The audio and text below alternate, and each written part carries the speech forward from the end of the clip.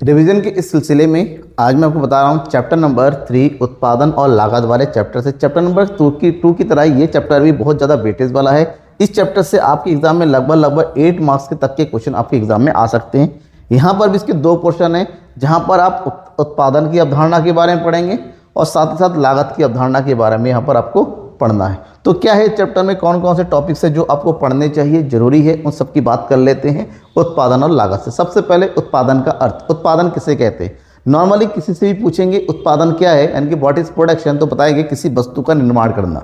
लेकिन अर्थशास्त्र किसी वस्तु की निर्माण करने की बात नहीं करता। अर्थशास्त्र बताता है कि किसी भी प्रकृति से प्राप्त वस्तु के उपयोगिता में वृद्धि करना, यानी कि जो भी हमारी आवश्यकता है हम अपने आवश्यकता के अनुसार अगर किसी वस्तु की उपयोगिता को बढ़ाते हैं तो उस प्रक्रिया को उत्पादन कहते हैं। इसके अंतर्गत क्या किया जाता है, वस्तु की उपयोगिता में वृद्धि की जाती है या फिर वस्तु के मूल्य में वृद्धि की जाती है, और ये दोनों तब होता है जब वस्तु के रूप में क्या हो जाए, परिवर्तन होता है, उसको ही उत्पादन कहते हैं। एले ने कहा आर्थिक उपयोगिता का सृजन करना। जैसे एक नाई बाल काट देता है, वो तो वस्तु नहीं बना रहा है ना, लेकिन बाल काटने के बदले में वो पैसे लेता है, तो उत्पादन है। वस्तु के मूल्य में वृद्धि करना, 100 रुपए का एक कपड़े का टुकड़ा काट के शर्ट बना दिया जाता है और 400 रुपये में बेचा जाता है, बंदे ने 400 रुपये जनरेट कर दिया, यही उत्पादन है। ठीक है, जब उत्पादन के बारे में पढ़ते हैं तो उत्पादन की प्रमुख अवधारणाओं को वही पढ़ लेना चाहिए। उत्पादन की 3 प्रमुख अवधारणा है, कुल उत्पादन, सीमांत उत्पादन और औसत उत्पादन। Total production in short TP, सीमांत उत्पादन एमपी एंड औसत उत्पादन एपी। ठीक है, तो यहाँ पर कुल उत्पादन क्या है, किसी एक निश्चित समय अवधि में उत्पत्ति के विभिन्न साधनों का प्रयोग करते हुए उत्पादन की मात्राओं का योग, यानी कि जो भी उत्पादन के साधन है सबका प्रयोग कर दिया और सबका प्रयोग करते हुए जो भी वस्तु और सेवाओं का उत्पादन हुआ उनका कुल योग जो है कुल उत्पादन होता है। उत्पादन के साधनों का प्रयोग करते करते कुल उत्पादन में हमारे वृद्धि होती है और एक समय के बाद वृद्धि रुक सी जाती है, इसलिए कुल उत्पादन वक्र इस प्रकार से बन जाता है। यहाँ पर जब भी हम कुल उत्पादन की कैलकुलेशन की बात करते हैं, अगर औसत उत्पन्न दे रखा है तो उत्पादन की मात्रा से मल्टीप्लाई कर देते हैं या फिर सीमांत उत्पादन को आपस में जोड़ के कैलकुलेट किया जाता है। दूसरा है सीमांत उत्पादन।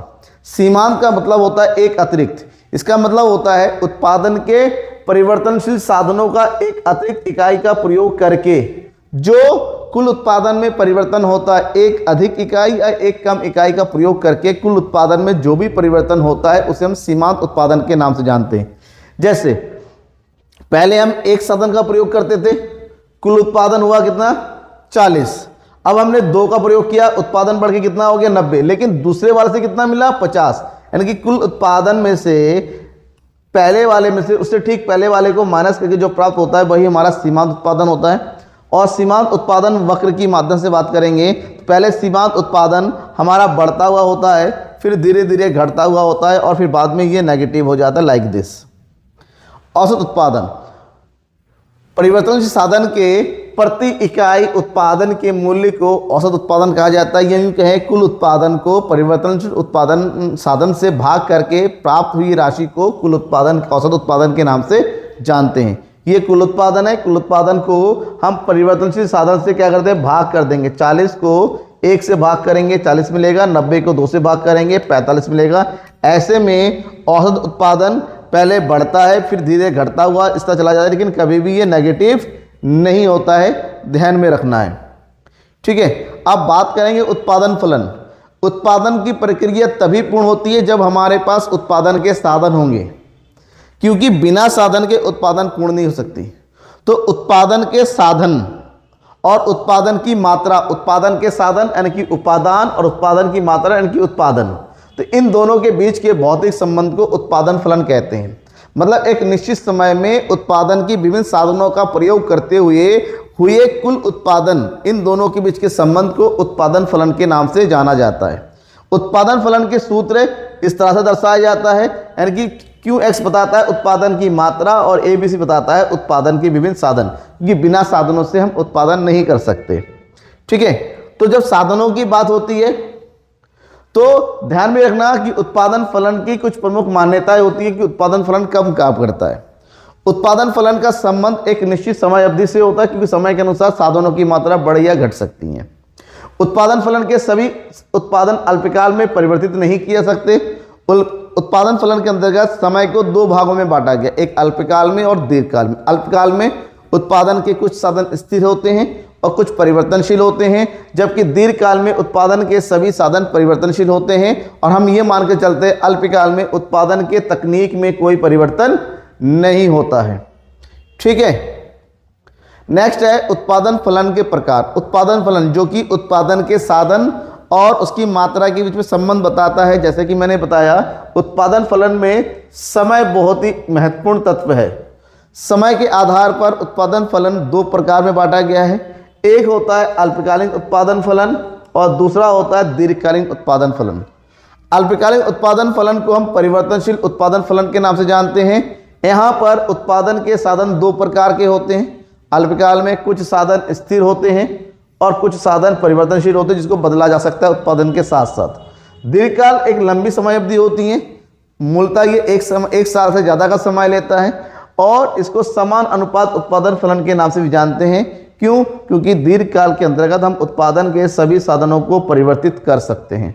थोड़ा सा इसको एलोबरेट करते हैं। अल्पकालीन उत्पादन फलन क्या होता है? अल्पकालीन उत्पादन फलन का मतलब होता है कि एक ऐसा समय अवधि, एक ऐसा कारक जहां पर उत्पादन के कुछ साधन स्थिर होते हैं और कुछ या एक साधन को ही परिवर्तित किया जाता है, जिससे उत्पादन की मात्रा में परिवर्तन होता है। यहाँ पर उत्पादन के साधन को दो वर्गों में बांटा जाता है, एक स्थिर साधन और परिवर्तनशील साधन। स्थिर साधन ऐसे साधन होते हैं जो उत्पादन बढ़े या घटे उसका कोई फर्क नहीं पड़ता, जीरो उत्पादन पर भी ये खर्च होता है। मतलब ऐसे साधन जो स्थिर साधन, ऐसे साधन जो उत्पादन से प्रभावित नहीं होता है, जबकि परिवर्तनशील साधन ऐसे साधन होते हैं जो उत्पादन की मात्रा से प्रभावित होता है। उत्पादन की मात्रा बढ़ती चली जाती है तो परिवर्तनशील साधन का प्रयोग भी बढ़ता हुआ चला जाता है। दूसरा है दीर्घकालीन उत्पादन फलन या समान अनुपात उत्पादन फलन। दीर्घकाल लंबी समय अवधि होती है, एक ऐसी समय अवधि जहां पर हम अपने उत्पादन के सभी साधनों को परिवर्तित कर सकते हैं। सभी साधन का मतलब होता है कि हमारे पास उत्पादन के जब भी साधनों की बात होगी तो उत्पादन के साधन कौन कौन से? चार प्रमुख साधन होता है। एक होता है भूमि, पूंजी, श्रम तथा साहसी।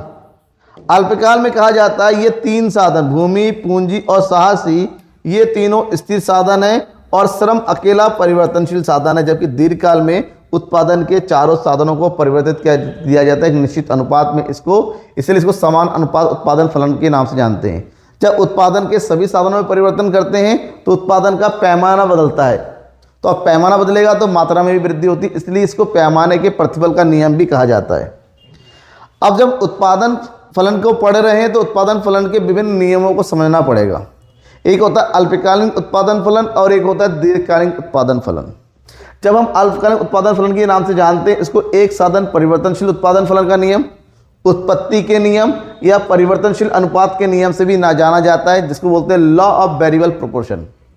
ये एक अल्पकालीन उत्पादन फलन का नियम है। जब अल्पकाल में उत्पत्ति के कुछ साधनों को स्थिर रखा जाता है तब कुछ या एक साधन की मात्रा में, एक साधन में ही परिवर्तन होता है, जिससे उत्पादन की मात्रा में प्रभाव पड़ता है। तो उत्पादन की मात्रा में प्रभाव जो पड़ता है वो तीन प्रकार से होता है। एक, साधन के बढ़ते प्रतिफल या उत्पत्ति वृद्धि नियम, दूसरा साधन के स्थिर नियम और तीसरा साधन के घटते प्रतिफल का नियम। इन तीनों को थोड़ा सा समझिएगा।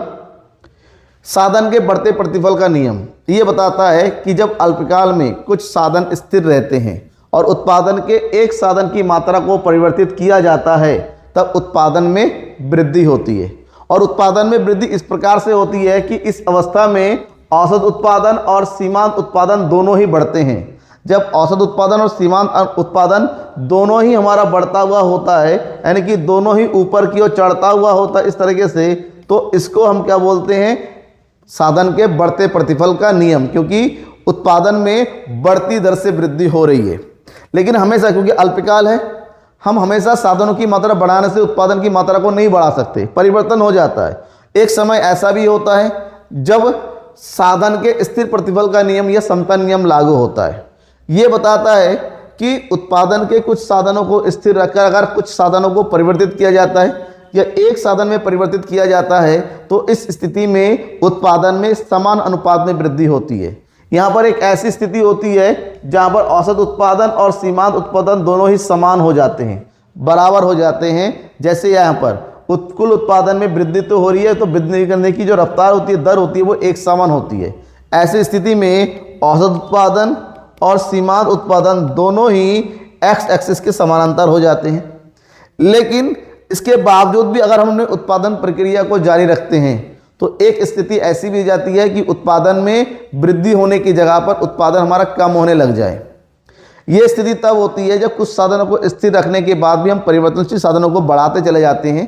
तो ऐसे में सीमांत उत्पादन हमारा क्या होना है, घटने लगता है, या फिर सीमांत उत्पादन ऋणात्मक हो जाता है और औसत उत्पादन में भी कमी होने की, सीमांत उत्पादन और औसत उत्पादन दोनों घटने लगते हैं।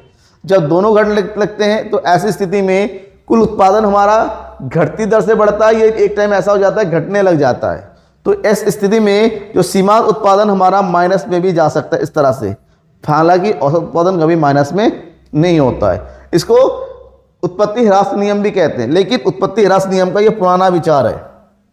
कभी कभी हमसे डायरेक्टली कहा जाता है उत्पत्ति ह्रास नियम की व्याख्या कीजिए या आधुनिक उत्पादन फलन के नियम को समझाइए। जब आधुनिक उत्पादन फलन नियम की बात करते हैं तो ये काम करता है। ये एक ऐसी स्थिति होती है जहां पर, जिसको उत्पत्ति ह्रास नियम का आधुनिक दृष्टिकोण के नाम से जानते हैं, ये एक ही स्थिति में उत्पादन फलन के तीनों को सम्मिलित करता है, उत्पादन के बढ़ते, स्थिर और घटते प्रतिफल के नियम को। इस स्थिति के में क्या होता है कि उत्पादन के कुछ साधनों को स्थिर रखकर अगर एक साधन को परिवर्तित करता है तो ऐसे में उत्पादन में एक समय तक वृद्धि होती जाती है, उसके बाद स्थिर हो जाता है, फिर इस पर कमी आने शुरू हो जाती है, यानी कि उत्पादन के 3 स्थितियां बन जाती है। इसलिए इसको उत्पत्ति ह्रास नियम के नाम से जाना जाता है। इस नियम की मान्यता है कि एक उत्पत्ति साधन परिवर्तनशील और अन्य साधन स्थिर होते हैं। परिवर्तनशील साधन की समस्त इकाई समरूप होती हैं। उत्पादन की तकनीक में कोई परिवर्तन नहीं होता है। जो भी स्थित साधन है वो अविभाज्य होता है, उसमें किसी प्रकार का परिवर्तन नहीं कर सकते हैं, ठीक है। और उत्पत्ति के साधन अपूर्ण स्थानापन्न होते हैं, उसकी जगह पर किसी दूसरे साधन का प्रयोग नहीं किया जा सकता है। तो ऐसे में ये कहा जाता है कि उत्पादन के साधनों को वृद्धि के साथ साथ कुल उत्पादन की मात्रा में वृद्धि होती है। ऐसे में औसत उत्पादन और सीमांत उत्पादन दोनों ही बढ़ जाते हैं। अगर सीमांत उत्पादन बढ़ रहा है तो ये पहली स्थिति है। फिर भी अगर हम उत्पादन की मात्रा बढ़ाते चले जाते हैं तो सीमांत उत्पादन हमारा कम होने लग जाता है, ये स्थिति दूसरी स्थिति होती है। ऐसी स्थिति में कुल उत्पादन में वृद्धि तो हो रही है लेकिन वृद्धि की रफ्तार कम हो जाती है और एक समय ऐसा होता है कुल उत्पादन हमारा स्थिर हो जाता है, बढ़ना बंद कर देता है। लेकिन उसके बावजूद जब हम और भी परिवर्तन साधन की मात्रा बढ़ाएंगे तो तीसरी स्थिति आ जाती है, यानी कि उत्पादन के घटते प्रतिफल का नियम अपलोड हो जाता है। तो ऐसी स्थिति में क्या होता है ना, हमारा सीमांत उत्पादन हमारा नेगेटिव हो जाता है। जैसे सीमांत उत्पादन शून्य की स्थिति में होता है, कुल उत्पादन सबसे ज़्यादा होता है। ये है कुल उत्पादन जो सबसे ज़्यादा है और यह है सीमांत उत्पादन। जैसे सीमांत उत्पादन माइनस में आ जाता है, कुल उत्पादन में कमी। देखिए 3 स्थितियाँ हैं, पहली स्थिति, दूसरी स्थिति और यह 3 स्थिति। इसको उत्पादन की 3 स्थितियों के नाम से जाना जाता है। इसके बाद होता है दीर्घकालीन उत्पादन फलन का नियम, जिसको बोलते हैं पैमाने के प्रतिफल का नियम।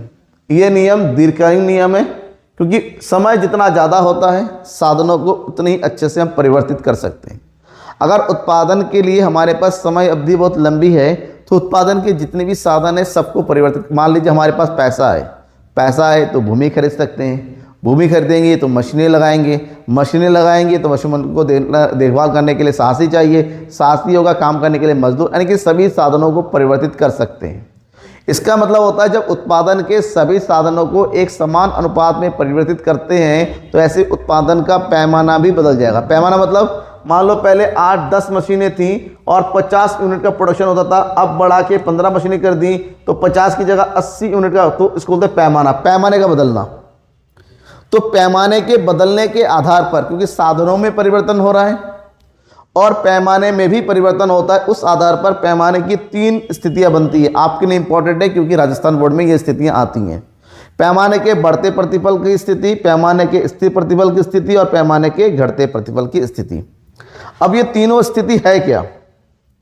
पैमाने के बढ़ते प्रतिफल का नियम।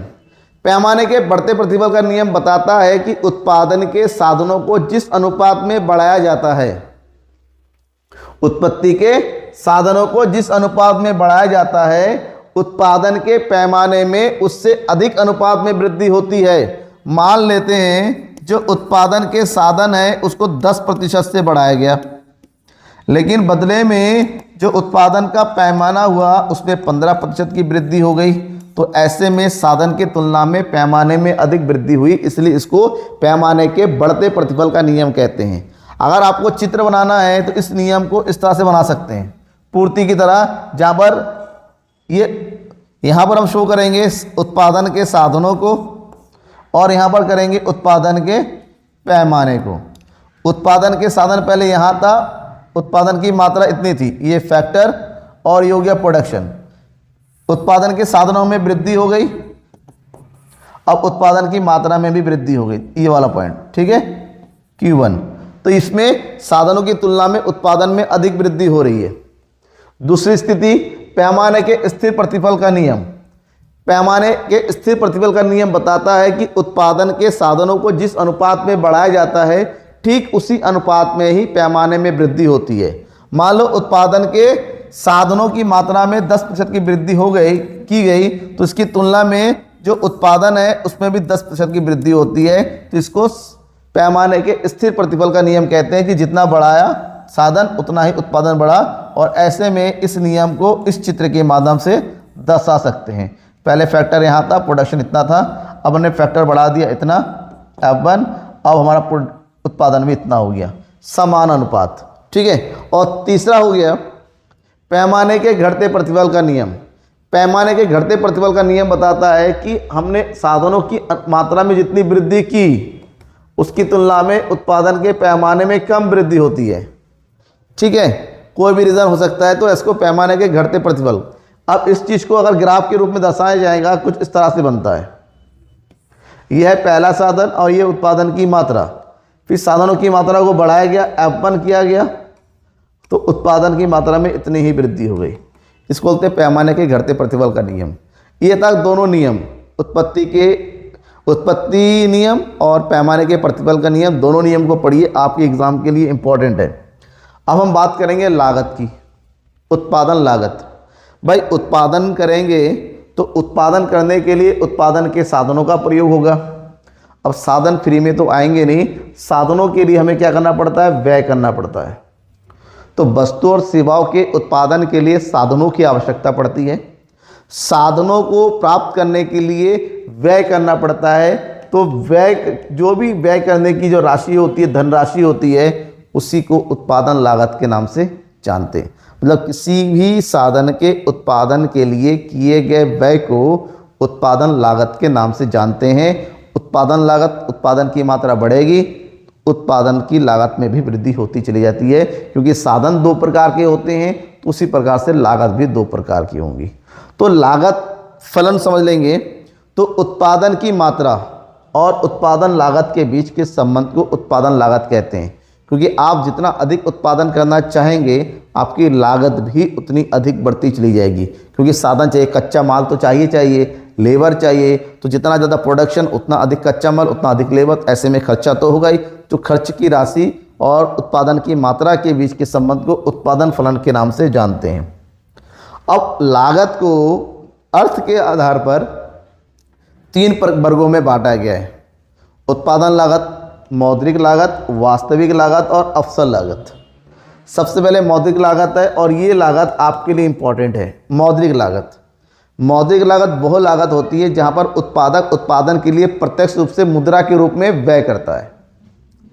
मुद्रा के रूप में जहां पर भी व्यय किया जाता है, मतलब जहां पर भी मुद्रा के लिए भुगतान किया जाता है, उसे मौद्रिक लागत के नाम से जानते हैं। मतलब मुद्रा के रूप में किया गया व्यय मौद्रिक लागत कहलाता है। और ये व्यय कब होता है, जब कच्चा माल खरीदेंगे, ठीक है ना, आपने जो कर्ज लिया है उसका इंटरेस्ट पे करेंगे, स्टेशनरी का खर्चा करेंगे, मजदूरी वेतन देंगे, ब्याज का भुगतान करेंगे, किराया देंगे, जो है मरम्मत का खर्च करेंगे, विज्ञापन करेंगे, तमाम तरीके के खर्च होते रहते हैं। इन सबको जो है मौद्रिक लागत के नाम से जानते हैं। लेकिन ये जो मौद्रिक लागत है इसके 3 अंग है, 3 भाग होते हैं। स्पष्ट, एक्सप्लिसिट कॉस्ट अस्पष्ट, इम्प्लिसिट कॉस्ट, सामान्य लागत, नॉर्मल प्रॉफिट। इन तीनों का योग, क्योंकि उत्पादन में इन तीनों का प्रयोग होता है, स्पष्ट लागतें भी हैं, अस्पष्ट लागतें भी हैं और सामान्य लाभ भी है। इन तीनों को योग करेंगे तब जाके कुल मौद्रिक लाभ की प्राप्ति होती है। समझ लेते हैं कि स्पष्ट लागतें क्या हैं। ऐसे सभी व्यय जिनका भुगतान प्रत्यक्ष रूप से उत्पादक के द्वारा किसी बाहरी व्यक्ति को किया जाता है उसे हम स्पष्ट लागतें, क्योंकि स्पष्ट रूप से लेखा जोखा होता है, स्पष्ट रूप से इनको हिसाब किताब में रखा जाता है और स्पष्ट रूप से मुद्रा के रूप में भुगतान किया जाता है, इसलिए इसको स्पष्ट लागत के नाम से जानते हैं, या फिर इसको स्पष्ट के अलावा प्रत्यक्ष लागतों के नाम से भी जाना जाता है। जैसे कच्चा माल खरीदेंगे तो पेमेंट करना पड़ेगा, जो श्रमिक आपके यहाँ पर काम कर रहे हैं उनको मजदूरी देना होगा, आपने जो पूंजी उधार ली है उस पर ब्याज देना होगा, आपने जो भूमि या भवन किराए पे लिया उसका किराया देना पड़ेगा, आपको विज्ञापन के लिए व्यय करना पड़ेगा। ये सारे खर्चे स्पष्ट लागत है, क्योंकि स्पष्ट रूप से किसी दूसरे व्यक्ति को भुगतान किया जाता है। लेकिन कोई भी उत्पादन प्रक्रिया है केवल बाहरी लोग उसमें काम करते ऐसा नहीं है, उत्पादक स्वयं भी तो काम करेगा। अगर बाहरी लोग 8 घंटे काम करते हैं तो उत्पादक 10 से 12 घंटे यूँ गए 24 घंटे काम करता है अपने उत्पादन प्रक्रिया के लिए, तो उसकी जो लागत है वो हिसाब किताब में जोड़ा नहीं जाता है। वो जो मेहनत कर रहा है, वो अपनी पूंजी लगा रहा है, वो अपने भूमि दे रहा है, वो अपना ज़मीन दे रहा है, वो अपनी मशीनरी लगा रहा है, उसके परिवार वाले काम कर रहे हैं, तो इन सब की लागत को प्रत्यक्ष रूप से नहीं जोड़ा जाता है, प्रत्यक्ष रूप से भुगतान नहीं किया जाता है। तो उत्पादक के खुद का व्यय जो प्रत्यक्ष रूप से पेमेंट नहीं, भुगतान नहीं किया जाता है, तो ऐसे व्यय को अस्पष्ट या सन्निहित या अप्रत्यक्ष लागतों के नाम से जाना जाता है। जैसे एक उद्यमी, एक उत्पादक के द्वारा खुद स्वयं किए गई सेवा, जैसे एक खेत में किसान खुद काम करता है, ठीक है, किसान द्वारा स्वयं के खेत में की गई मजदूरी, ये सब हमारा अस्पष्ट या सन्निहित लागतों में आता है। कोई भी उत्पादन प्रक्रिया होता है, जो तीसरा पॉइंट है सामान्य लागत, वो चाहता है जितना वो पैसा लगाया, उसने जितने भी पूंजी लगाई उस पूंजी के बदले में उसको एक न्यूनतम लाभ तो प्राप्त होना ही चाहिए। अगर वो लाभ प्राप्त नहीं हो रहा है तो क्या फ़ायदा बिजनेस करने का। तो उत्पादक के द्वारा उत्पादन प्रक्रिया में बनने के लिए एक न्यूनतम लाभ की आवश्यकता होती है। उसी न्यूनतम लाभ की राशि को सामान्य लाभ कहते हैं। बिना उसके उत्पादन कार्य नहीं हो सकता और सामान्य लाभ को ही लागत का एक अंग माना जाता है ताकि उत्पादक उत्पादन प्रक्रिया में बने रहे। तो ये 3 प्रकार की लागत हो गई, स्पष्ट, अस्पष्ट और सामान्य लाभ, ठीक है। अब एक क्वेश्चन बनता है वास्तविक लागत। इस वास्तविक लागत के बारे में प्रोफेसर मार्शल ने सबसे पहले इसको जो है सामाजिक लागत भी कहा जाता है। क्वेश्चन 1 नंबर में आता है सामाजिक लागत किसे कहते हैं। मार्शल ने कहा कि उत्पादन प्रक्रिया के लिए केवल मुद्रा के रूप में भुगतान करें क्योंकि उसने परिश्रम किया है, काम किया है, तो ये वास्तव में लागत का हिस्सा है, ऐसा नहीं है। अगर हम रियलिटी में देखेंगे तो परिश्रम के अलावा एक उत्पादक को या फिर काम करने वाले श्रमिकों को कई प्रकार के दूसरे मानसिक त्याग भी करना पड़ता है। जैसे उसको त्याग करना पड़ता है समय का, उसको त्याग करना पड़ता है अपनी मानसिक स्थिति का, कार्य के बारे में 24 घंटे सोचना पड़ जाता है, वेतन का इंतज़ार करना पड़ता है। तो इसमें कई प्रकार की मानसिक स्थितियाँ बनी रहती है जिससे वो जूझता है। तो मानसिक स्थिति के इस व्यय को भी लागत में शामिल करनी चाहिए, जिसको सामाजिक लागत के नाम से जानते हैं और इसी को वास्तविक यानी कि रियल कॉस्ट के नाम से जाना जाता है। फिर है अवसर लागत। उत्पादन के जितने भी साधन हैं उन सब का प्रयोग करते हम चाहते हैं हमें ज़्यादा से ज़्यादा उत्पादन की प्राप्ति हो, जिससे ज़्यादा से ज़्यादा लाभ कमाया जा सके। तो ऐसे में अगर हम किसी भी वस्तु की अवसर लागत अगर हम देखेंगे, हमारे साधनों के सर्वश्रेष्ठ विकल्प का मूल्य होता है। पहले हम साधन का प्रयोग करते हुए अपने खेतों में गेहूं का उत्पादन करते थे और गेहूं का उत्पादन करते हुए हमें 40,000 रुपये मिलता था। अब उसी की जगह हम जो है यहाँ पर गन्ने की खेती करते हैं और गन्ने की खेती करने से हमें 60,000 रुपये की प्राप्ति होगी। इसका मतलब होता है सेम खेत में गेहूं का उत्पादन 40,000 का होता है, गन्ने का 60,000। इसका मतलब हम सर्वश्रेष्ठ रूप से गन्ने का उत्पादन कर सकते हैं। इसके लिए हमें 40,000 गेहूं को त्यागना पड़ेगा। तो गन्ने के उत्पादन के लिए गेहूं को छोड़ना पड़ेगा, तो इसी को अवसर लागत कहा जाता है गन्ने का। गन्ने के उत्पादन का अवसर लागत क्या हुआ? गेहूं का 40,000 रुपये, क्योंकि हमें लाभ की प्राप्त करना है तो हमें एक को त्याग करना ही पड़ेगा। तो त्याग की मात्रा को ही अवसर लागत के नाम से जानते हैं। तो ये तो रहा लागत के अंग, लागत के प्रकार। अब बात करेंगे लागत की अवधारणाओं के बारे में, कॉन्सेप्ट ऑफ कॉस्ट। जब लागत की अवधारणाओं की बात करते हैं, लागत की अवधारणाओं को दो वर्गों में बांटा जाता है, एक अल्पकाल में उत्पादन लागत और दीर्घकाल में। अल्पकाल में उत्पादन लागत को साधनों के आधार पर बांटा जाता है। साधन दो प्रकार के होते हैं, स्थिर साधन और परिवर्तनशील साधन। इसलिए लागत भी दो प्रकार की होती हैं, स्थिर लागतें और परिवर्तनशील लागतें। दीर्घकाल में सारे साधन परिवर्तनशील होते हैं, इसलिए दीर्घकाल में केवल परिवर्तनशील लागतें ही होती हैं। थोड़ा सा और आगे बढ़े, अल्पकाल में उत्पादन लागत।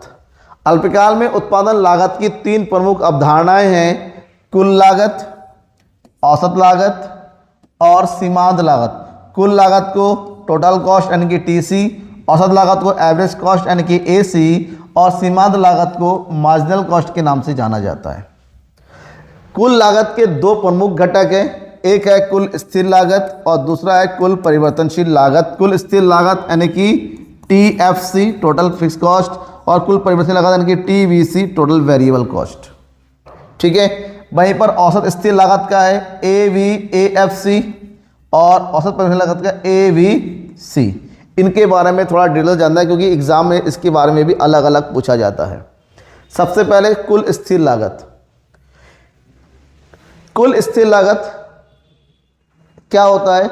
जो भी हम उत्पादन कार्य करेंगे, उत्पादन कार्य करने के लिए हमारे पास उत्पादन के स्थिर साधन होते हैं जिसको उत्पादन के बढ़ने या घटने पर परिवर्तित नहीं कर सकते।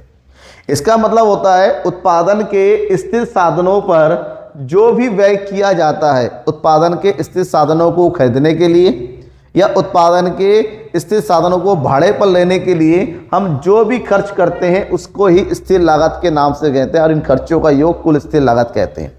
फर्ज उत्पादन करना है तो भूमि को किराए पर लेना ही पड़ेगा, कोई ना कोई कमरा चाहिए, उत्पादन करे या ना करे कमरे का किराया देना ही पड़ेगा। पूंजी चाहिए, पैसे उधार लेंगे, दुकानदारी चले ना, उन पैसों का जो किस्त पेमेंट करना ही पड़ेगा। तो इन सबको स्थिर लागत के नाम से जानते हैं। स्थिर लागत की गणना करते हैं तो दो प्रकार, उत्पादन के बढ़ने और घटने पर स्थिर लागत में कोई परिवर्तन नहीं होता है। ऐसे में स्थिर लागत वक्र हमेशा एक्स एक्सिस के समानांतर होता है। अगर उत्पादन चाहे कैसा भी हो, स्थिर लागत एक समान होता है।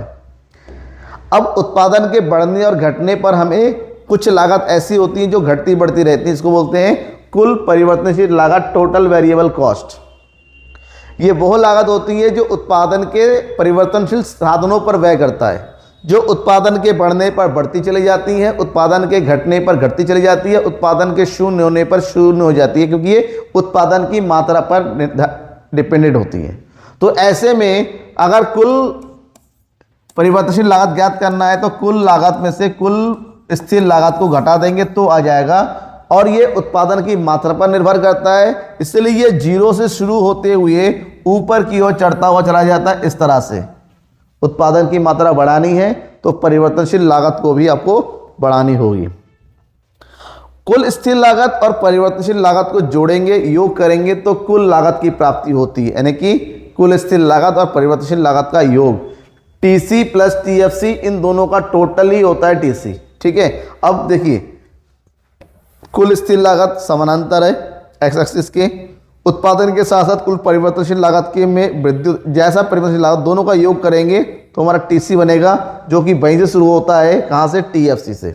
जीरो प्रोडक्शन पर जो भी आपका टीसी होता है, मान लो 40 यूनिट है, यही हमारा टीएफसी है। 0 यूनिट पर टीसी और टीएफसी दोनों ही बराबर होता है। नेक्स्ट है औसत लागत। प्रति इकाई लागत को औसत लागत कहते हैं, और प्रति इकाई लागत निकालने के लिए हमें क्या करना पड़ता है? कुल लागत को उत्पादन की मात्रा से भाग करना पड़ता है, तो औसत लागत की प्राप्ति होती है।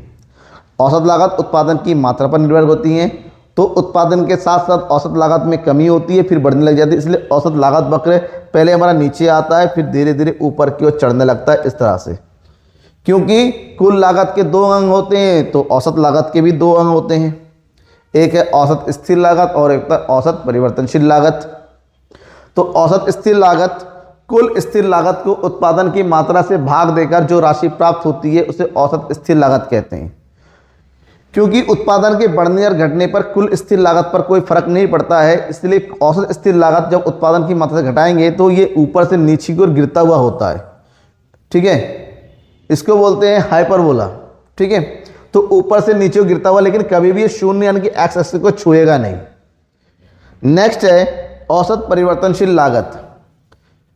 कुल परिवर्तनशील लागत को उत्पादन की इकाइयों से मात्रा से भाग करने पर जो राशि प्राप्त होती है उसको हम बोलते हैं औसत परिवर्तनशील लागत।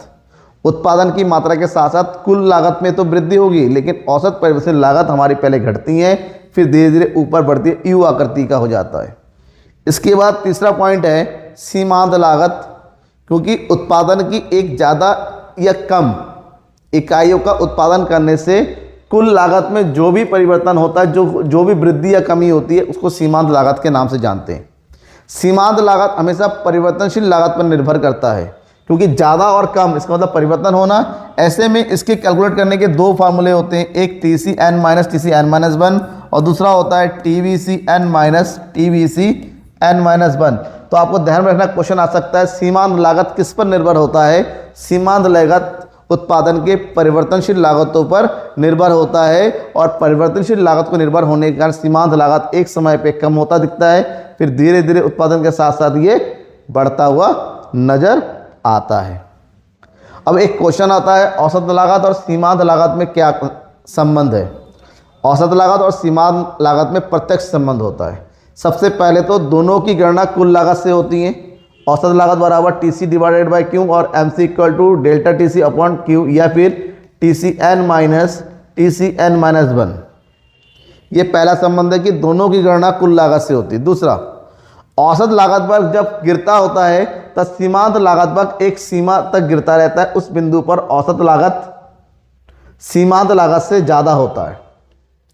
जिस समय सीमांत लागत सबसे कम होता है उस समय सीमांत लागत और औसत लागत दोनों ही आपस में बराबर होता है। उसके बाद जैसी औसत लागत बढ़ने लग जाता है, सीमांत लागत औसत लागत से तेजी से ऊपर बढ़ता है, यानी कि यहाँ पर औसत लागत ज़्यादा, सीमांत लागत ज़्यादा होते हैं और औसत लागत कम। और ये चार बिंदुओं को याद रखिएगा, संबंध आए तो लिख दीजिएगा।